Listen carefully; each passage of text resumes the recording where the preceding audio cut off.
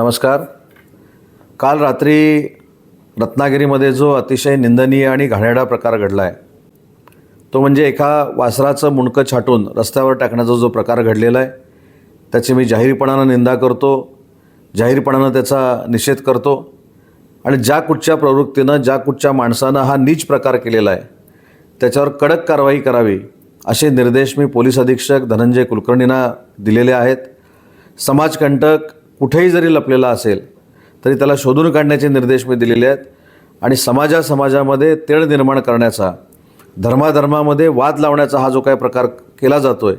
त्याला प्रतिबंध करण्यासाठी तातडीनं उपाययोजना करावी आणि ज्या माणसाने हे कृत्य केलेलं आहे, ज्या व्यक्तीने हे कृत्य केलेलं आहे त्याला तातडीनं जेलमध्ये टाकावी, तातडीनं त्याच्यावर कारवाई करावी अशा पद्धतीचे निर्देश पालकमंत्री या नात्यानं मी धनंजय कुलकर्णी पोलीस अधीक्षक यांना दिलेले आहेत.